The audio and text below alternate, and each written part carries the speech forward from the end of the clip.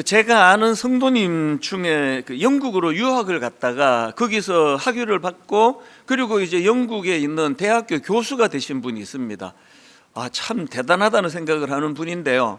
이제 최근에 이분이 한국을 방문하게 돼서 이제 만나서 이런저런 대화하고 교제를 나눈 적이 있습니다. 이분에게서 영국 교회 이야기를 듣다가 보니까 굉장히 흥미로운 한 가지 이야기가 들려졌습니다.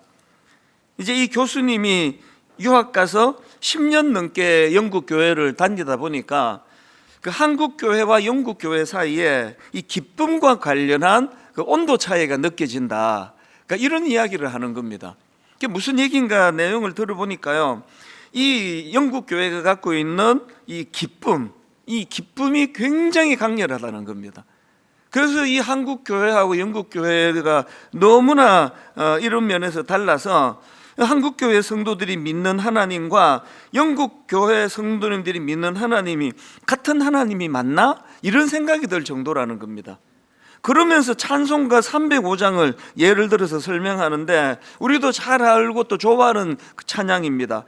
나 같은 죄인 살리신 주 은혜 놀라, 이런 이제 찬양이 이제 우리가 너무나 잘 알고 부르는 찬양 아닙니까?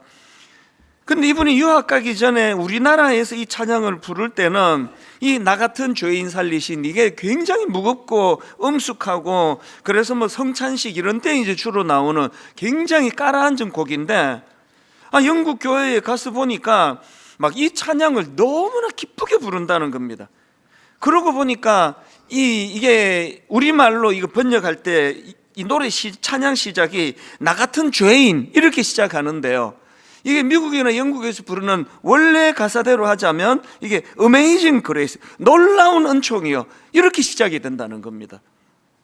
Amazing Grace, How sweet the sound, 놀라운 은총이요, 그 소리가 얼마나 아름다운가, 얼마나 감미로운가, 이렇게 시작을 해서 쭉 그 하나님의 은혜가 그 자격 없는 자기 심령에 얼마나 놀라운 변화를 가져다 줬는지를 막 기쁘게 부른다는 게, 기쁨으로 부른다는 겁니다.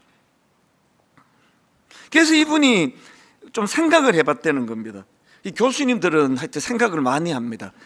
왜 한국 교회와 영국 교회가 기쁨의 온도가 이렇게 차이가 나는가, 그렇게 좀 생각을 해보니까요, 이 영국 교회 성도님들 그 바탕에 흐르는 기쁨의 정서, 이 어디서부터 이게 이 기쁨이 나왔나 보니까 이게 그 부활의 기쁨이더라는 겁니다.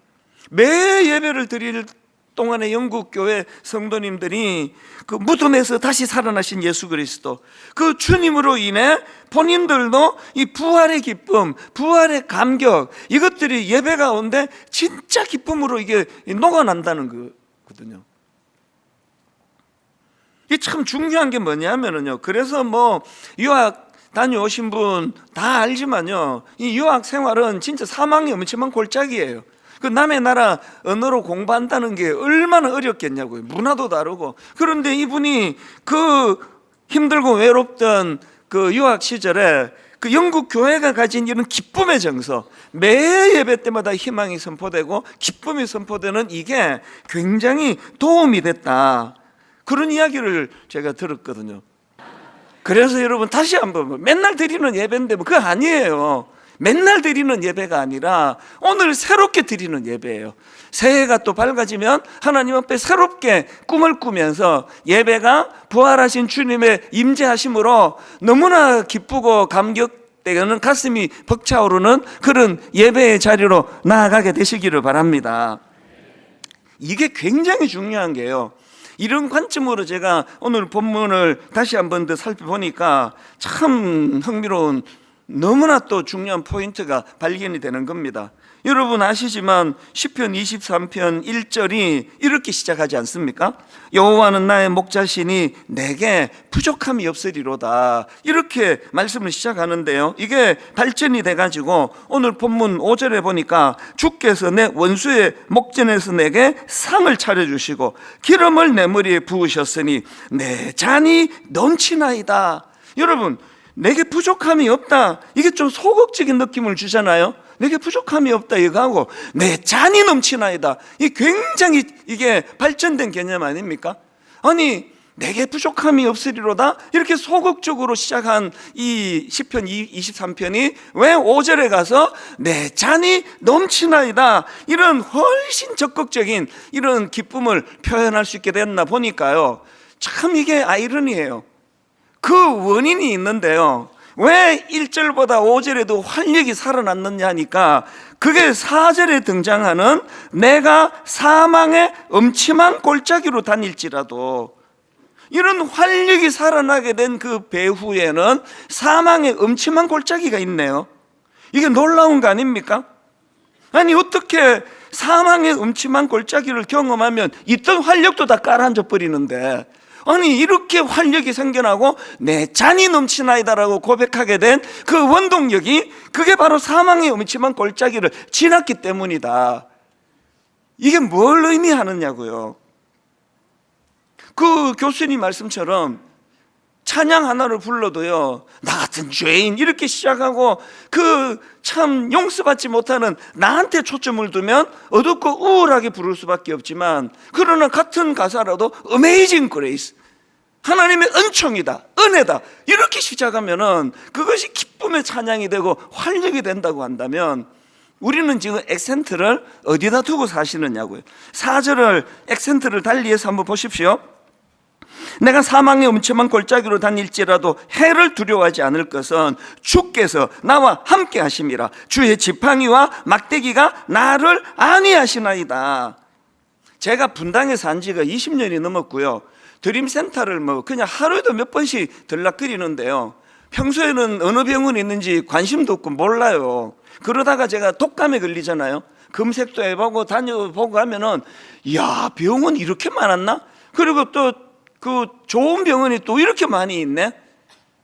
제가 만약에 이제 뭐 좀 목에 문제가 생겨가지고 이비인후과를 찾으면요, 그전에는 이비인후과가 있는지도 없는지도 몰랐잖아요. 필요가 없었으니까. 신앙도 마찬가지예요. 왜 모태신앙 청년들이 믿음이 들어오기가 어려운지 아세요? 늘 있었거든요. 맨날 가는 게 교회거든요. 그래서 뭐 그냥 뭐 교회를 문화적으로 왔다 갔다 했는데, 그러다가 한번 이제 결혼하고 또 어떤 어려움을 만나고 사망의 음침한 골짜기를 지나게 되면 그때 너무나 절실해져서 어떻게 합니까? 주께서 나와 함께 하심이라. 그 다음이 뭡니까? 주의 지팡이와 막대기가 나를 안위하시나이다. 평상시에는 뭐 그 목자가 뭐 지팡이를 갖고 왔는지 집에 두고 왔는지 관심도 없었다가 사망의 음침한 골짜기를 지나보니까, 이야, 목자 되신 그분이 지팡이와 막대기를 갖고 이렇게 섬세하게 우리를 인도해 주시는구나, 그걸 경험하게 되는 거거든요. 사망의 음침한 골짜기가 피할 수 없는 것이라면, 그것이 여러분 고난 중에 주님이 어떻게 나를 섬세하게 인도하시는가를 경험하는 재료로 쓰자는 거예요. 그렇게 재료로 썼더니 소극적으로 내게 부족함이 없습니다 그랬던 다윗이 그 고난의 사망의 음침한 골짜기를 지나고 나서는 내 잔이 넘치나이다, 이 은혜로운 고백이 사망의 음침한 골짜기를 지난 다음에 그렇게 선언이 된다는 것입니다. 그런데 여기서 한 가지, 4절을 다시 한번 보십시오. 내가 사망의 음침한 골짜기로 다닐지라도, 제가 다닐지라도에다가 액센트를 넣어가지고 이걸 좀 묵상을 했는데요, 왜냐 하니까 여기 나와 있는 다닐지라도, 이걸 영어 NIV 성경을 찾아보니까 walk through라고 돼 있더라고요. 그러니까 이걸 번역하면 이게 우리말이 잘못됐어요. 사망의 음침한 골짜기를 다니는 게 아니라요, 그 지점을 그냥 통과하는 거예요. 거기서 그냥 그 다니는 거하고 통과하는 거하고 다르잖아요. 사망의 음침한 골짜기를 지금 통과하는 게, 통과 꼭 필요해서 요즘 뭐 자주 인용하지만 서울역에서 기차를 타면 부산역까지 터널 몇 개는 반드시 지나는 거예요. 통과하는 거예요. 그 터널을 그 컴컴한 거 왜 만들었냐고요. 그래야 지름길로 가기 때문이잖아요. 나 터널 싫어 그러면 서울에서 부산까지 한 뭐 10시간 이상 걸릴걸요 아마. 막 계속 기차가 오르락 내리락 해보세요. 터널이 유익하기 때문에 지나가는 거예요. 통과하는 거예요. 오늘 여러분 우리나라에 막 그 트라우마 이런 말이 막 옛날에 이게 듣지도 보지도 못한 그런 전문 용어인데요. 뭐 입에 달고 있는 게 트라우마예요. 뭐 어릴 때 트라우마, 뭐 누구한테 받은 상처 트라우마. 그게 뭡니까? 지금 4절에 사망의 음침한 골짜기에서 받은 그 상처로부터 정서는 헤어나오지를 못하는 거거든요. 이미 나 괴롭히던 그 사람은 이제는 더 이상 만날 일도 없는데 계속 나는 거기에 묶여 있으니까 또 다른 누군가가 내게 호의로 다가오기만 해도 움찔하고 사람 만나러 가는 거 두려워하고 속으로 다락방에 가기는 마음에 아직 나는 준비가 안 됐습니다. 그때 여러분 웍두루라고 하는 이 4절 말씀을 기억하셔야 돼요. 이미 지난 거예요. 그리고 완치된 거예요. 직장도 다니는 거예요.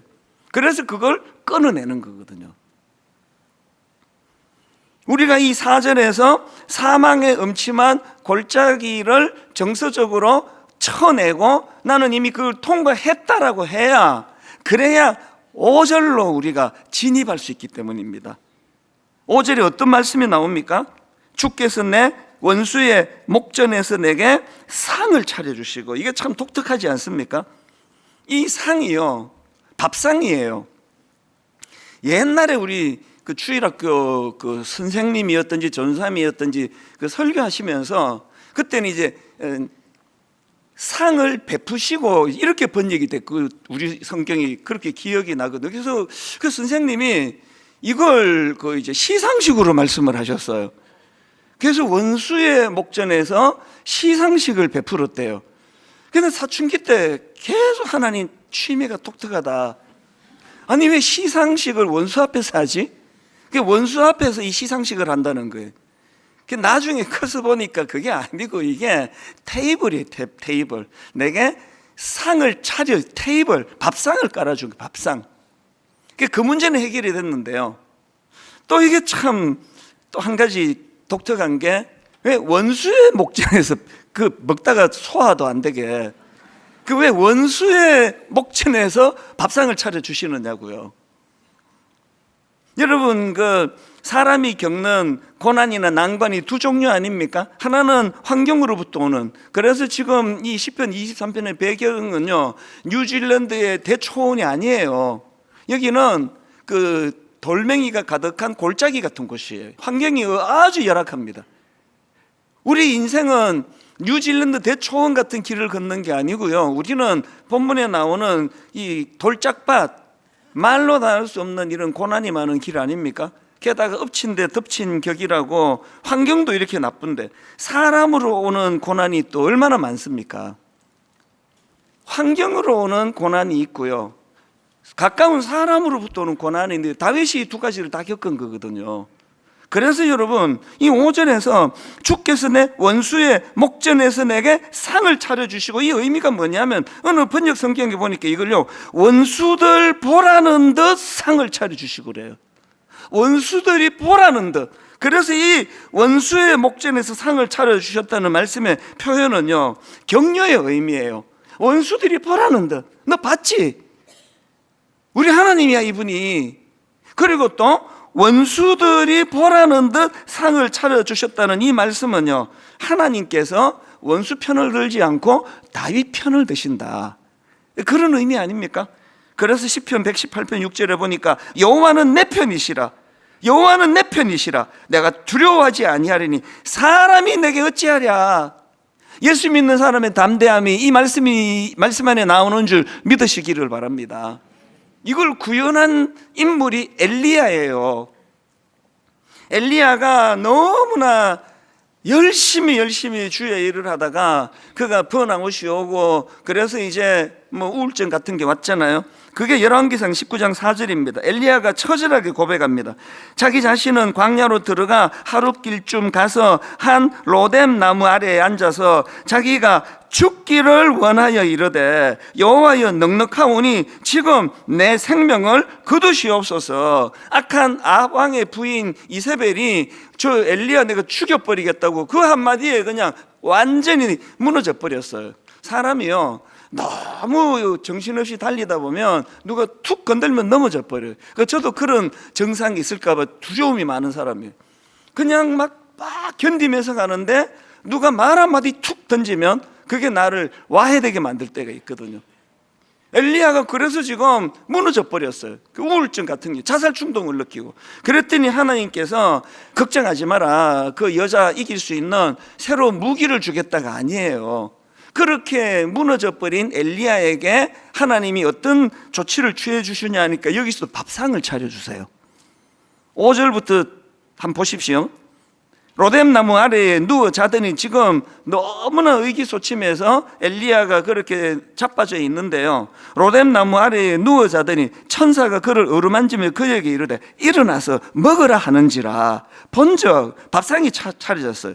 본적 머리맡에 숯불에 구운 떡과 한 병 물이 있더라. 이에 먹고 마시고 다시 누웠더니 여호와의 천사가 또 다시 와서 어루만지며 이르되 일어나 먹으라, 내가 갈 길을 다 가지 못할까 하노라 하는지라. 그렇게 하나님이 밥상을 차려가지고 그 원수, 그 이세벨 또 아합이 공격하는 그 상황에서 밥상을 차려서 먹였더니요, 엘리야가 회복이 됐어요. 8절에도 또 먹는 게 나옵니다. 이에 일어나 먹고 마시고 그 음식물의 힘을 의지하여 40주 40야를 가서 하나님의 산 호렙에 이르니라. 여러분 지쳐 계세요? 뭐 새로운 막 사업 자금 줘서 회복되는 거 아니에요. 막 적을 이길 수 있는 무기를 손에 쥐어야만 회복이 되는 게 아니고요. 저는 여러분들이 하나님이 차려주시는, 원수 앞에서 차려주시는 밥상의 의미를 알게 되시면 좋겠습니다. 그래서 여러분들이 하셔야 되는 게 있는데요, 이 주님이 차려주는 이 상의 의미, 꼭 이렇게 원수 앞에서 아니라도요, 성경에 보면 주님이 밥상을 차려주시는 내용이 되게 많이 나옵니다. 탕자의 비유에서 탕자가 그 페르나 같은 자식이 허랑방탕하게 아버지 유산을 다 그렇게 소진하고, 그리고는 비참한 상태가 돼갖고는 아버지가 떠올랐네요. 그래서 염치가 없으니까 나는 이제 뭐 아들 자격이 없습니다, 종으로 써주세요. 그랬을 때 아버지가 복잡한 얘기 하지 않으세요. 상을 차려주세요. 누가복음 15장 22절, 탕자의 아버지를 보세요. 아버지는 종들에게 이르되 제일 좋은 옷을 내어다 입히고 손에 가락지를 끼우고 발에 신을 신기라. 그리고는 또 밥상이 나와요. 살찐 송아지를 끌어다가 잡아라, 우리가 먹고 즐기자. 여기서 아버지가 차려주시는 잔치상은 그 페르나 같은 아들을 용서하시겠다, 용납하시겠다는 의미예요. 우리가 예배의 자리로 나올 때마다 이 감격이 있어야 돼요. 저는 설교자니까요. 설교할 자격도 없는 나 같은 게, 내가 무슨 자격으로 이 자리에 내가 행위로 쓴다면 나는 자격이 없을 텐데, 오늘도 주님이 저에게 말씀 전하는 종의 자리로 세워주셨다. 이게 주님이 저에게 차려주시는 밥상이에요. 밥상. 예수님도 이런 일을 제자들에게 하신 적이 있지 않습니까? 그 부실한 제자들이 예수님이 십자가 지시던 때 가장 그들의 도움이, 격려가 필요하던 그때에 다 도망가 버리고 배신해 버리고, 그리고는 이제 십자가 지신 이후로 제자들은 이제 완전히 옛날로 다 돌아갔어요. 우리 업으로 돌아가자, 옛날로 가자. 완전히 궤도를 이탈한 그 제자들인데, 부활하신 주님이 딴 데 찾지 않으시고요, 그 제자들의 변질되고 타락한 현장을 찾아주세요. 그리고 거기서도 복잡한 말씀 안 하세요. 밥상을 차려주십니다. 요한복음 21장 12절입니다. 예수께서 이르시되 와서 조반을 먹으라. 복잡한 얘기 안 하세요. 그리고 그 베드로 여러분 아시죠? 바로 이제 그 다음에 보면은 베드로가 배신한 베드로에게도 그 상을 차려주신 주님께서 그에게 다시 이제 여러분 너무나 잘 아는, 네가 여전히 나를 사랑하느냐? 내 양을 먹이라. 내 양을 먹이라. 사명 회복이 거기서 나왔단 말이죠. 그래서 저는 오늘 이것과 관련해서 두 가지 간곡한 부탁을 드립니다. 예수 믿는 우리 모두는요, 이 주님이 차려주시는 영적인 밥상을 갈망해야 돼. 이 회복이에요. 이게 치유입니다. 이번에 제가 이 설교를 준비하다가 우리를 향하신 예수님의 마음을 제가 알게 된 게 나와요. 그게 요한계시록 3장 20절입니다. 볼지어다 내가 문 밖에 서서 두드리노니 누구든지 내 음성을 듣고 문을 열면 내가 그에게로 들어가. 뭐 복잡한 일 하시는 게 아니에요. 그와 더불어 먹고 그는 나와 더불어 먹으리라예요. 여러분 이 자리로 불러 모아서 뭐 여러분에게 뭘 요구하십니까? 뭘 여러분에게 부담을 주시느냐고요. 밥 한 끼 하자예요. 엿새 동안 그렇게 세상에 찌들어 살고 있는데 밥 한 끼 같이 하자. 밥 한 끼. 이거 못 해드립니까 여러분? 우리가 주님 앞에서 네 마음을 다오해요. 나는 너와 더불어 먹고 그는 나와 더불어 먹고. 우리가 주님 앞에서 이 마음을 드리는 거예요. 인격적인 교제. 예배, 여러분 좀 정성을 더 드릴 수가 없습니까? 잠옷 입고 그렇게 거실에서 예배 드려도 예배예요. 그러나 여러분 밥상을 준비하시는 그 주님의 정성을 생각하신다면, 여러분 드림센터에서 설교자 얼굴 안 보고 화면으로 보면 더 마음을 쓰셔야 돼요. 더 놓치는 게 없는가. 그런가 하면 두 번째로요, 진심으로 부탁합니다. 분당 우리 교회는 밥상 공동체가 되기를 원해요. 지친 그 누군가에게 밥 한 끼 대접하는 그런 교회가 됐으면 좋겠습니다. 제가 늘 꿈꾸는 게 하나 있는데요, 뭐 은퇴하기 전에 이루어질지 안 이루어질지 모르지만 언젠가 저에게 안식년이나 안식월이 다시 주어진다면 저는요 추수감사절을 미국에서 꼭 보내고 싶어요. 그리고 크리스마스를 꼭 미국에서 보내고 싶어요. 언제 한번. 근데 이때가 뭐 교회가 제일 바쁠 때니까 한 번도 그렇게 못했거든요. 이제 여름 기간에만 미국을 다녀오는데 언젠가는 제가 추수감사절을 거기서 꼭 보내고 싶어요. 뭐 막 미국 사람들이 크리스마스에 막 현란한 추리하고 그것 때문이 아니에요. 제가 마음에 뜨거움이 있기 때문이에요. 제가 20대 초반에 엄청 고생하고 막노동하고 통장이 20불까지 떨어지고 그랬던 이야기를 종종 하잖아요. 그때 제가 교회가 나 살려줬다는 이야기를 종종 하는데 살려준 게 딴 게 아니에요. 그 추수감사절만 되면은 하여튼 또 크리스마스만 되면 꼭 그렇게 성도님들이 저를 집으로 초대하는 거예요.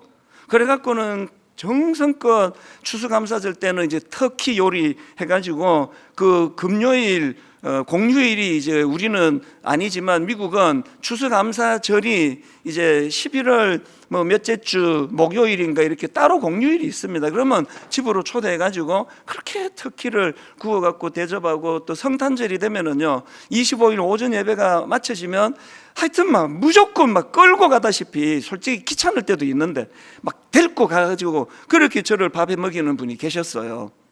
그래서 그때는 내가 참 철이 없어가지고요, 야, 내가 참 이 아줌마들한테 이렇게 인기가 있다 생각했어요. 그러니까 참 우리 어른들이 이렇게 나한테 관심이 많고, 야, 이 내가 참 괜찮은 사람이고, 진짜 그렇게 생각한 적이 있어요. 왜 막 서로 데리고 가서 먹이겠다니까. 지금 와서 생각하면요, 불쌍해서 데리고 간 거예요. 불쌍해서 고생하는 거 아니까. 근데 더 목이 메이는 거죠. 그 불쌍하니까 그게 기분이 나쁘지 않고요, 마음이 뜨거워져요. 분당 우리 교회가 매 예배 때마다 밥상을 차려주시는 주님의 은혜로 감격을 회복하고, 이걸 어떤 지친 누군가에게 집에 초대해서 밥 한 끼 해주는 걸로 우리 교회가 이렇게 발전할 수는 없을까요? 성탄절마다 뭐 리본 무슨 프로젝트 그러고 뭐 30교회 섬기기 어떻고 저떻고 많이 했는데 올해는 아무것도 안 하고 싶어요. 아무것도 하지 말자고요. 그런데 여러분, 소그룹 다락방에 유난히 올 한 해 힘든 터널을 지난 분 크리스마스 전으로 집에 초대해서 밥 한 끼 하는 이 운동은 어려울까요? 저는 초대 안 해도 돼요. 저는 이제 미국에서 다 회복이 돼가지고 제가 누구를 이제 대접해야 되는 사람이 됐어요. 이런 꿈을 꾸어요. 내년에 우리 청년부 살리자 그러는데 언제 한번 우리 전 기성세대 성도들이 우리 전 대학생과 청년들을 집으로 초대해서 밥 한 끼 해주는 이런 놀라운 날이 있을까요?